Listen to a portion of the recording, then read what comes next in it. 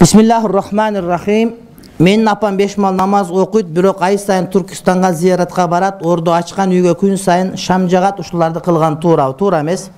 Шам жаккан бул илгерки жанагы эмеден калган, теңирчилигибизден, бул немеден, энеседе жүргөндөн, отко сыйынган убактан калган. Түркистанга барып ордо ачкан туура эмес, ширк. Түркистанда зиярат барып жанагы сопулардын жери бар. Ага барып келсе эми, эгерде ширк кылбай барып келсе, бул жакшы эле. Барып ошол жерде барып жанагы мазарлар зиярат кылып, мазарга сыйынбай, жөн эле Куран окуп келсе бир жөн. А бирок ордо ачкан анык ширк. Аккуулар, ордочулар малан түкүн дегенде туура эмес, намазынын пайдасы жок бул адамга. Намаз окуп атат, бирок намазы пайда бербейт. Намаз качан жамандыктан кайтарганда тургузулган намаз, ошол намаз болот, урматтуу бир тууган. Акыйдасын оңдоп тигин токтотпоюнча бул кылган туура эмес.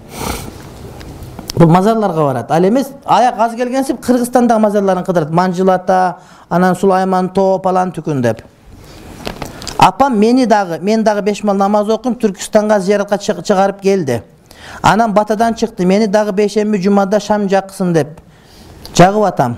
Жума күнү машинаны аластасын. Аны дагы кылып жатам. Ушулар туура күнөө эмеспи? Аластаганда арча жагып жанагы сасыкчыттардын баарын кетир. Болбосо сенин машинаңа отургандар тайратуулар жок отурат, састы берет кээде. Ошол ниетти аластасаң бир жөн арчаң менен. Анан беркинде этикат менен кылган кыйын. Шариятыбызда деле жакшы жыттардан жиндер качат. Ошону тазалаш үчүн ушундай кылып кээде биз мечитке түтөтүп турабыз ысырыктарды. Бул жакшы маселе. Анан жанагыдай кылган жакшы эмес. Шам жаккан жакшы эмес.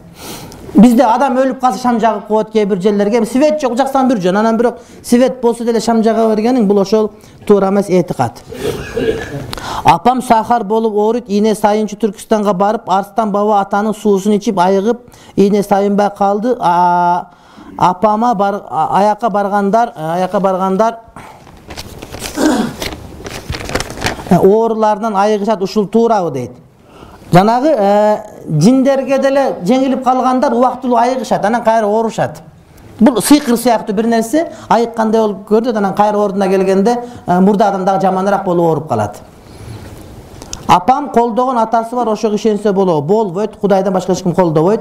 Ахмет Хожа Ясави Сборник Хикметов деген китеп ишенсе болобу? Ахмет Хожа Ясави бул улуу адам, инсан.